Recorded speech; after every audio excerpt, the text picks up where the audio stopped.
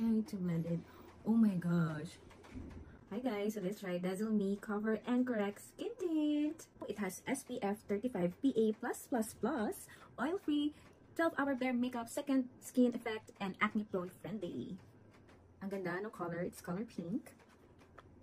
Ang bango nyo guys. Okay guys, let's try. Here. Oh. Oops.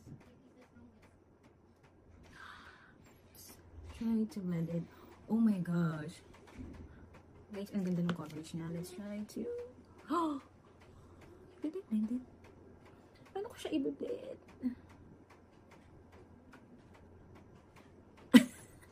Ang dami na. Kaya ito. Ayan kasi, gumaganong-ganong pang effect. Okay, so... try natin yung sponge. Look.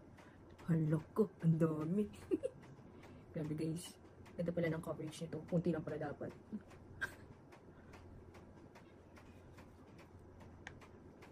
Okay. Nagpantay naman siya. Gamit yung aking sponge. Medyo damp yung sponge ko.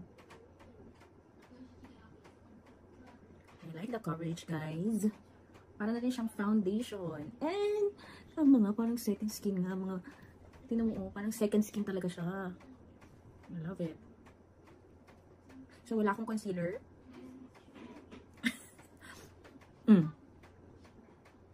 Kayo na humusga. Wow. Wow. Guys, ang ganda niya. Ang lightweight.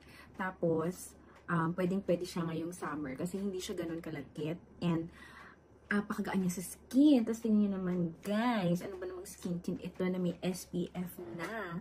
Ayan. Siguro mas maganda pag binten mo siya ng sponge. Ayan. So, pwede rin siguro ng kamay. Kaya na rin naman. Pero, look guys.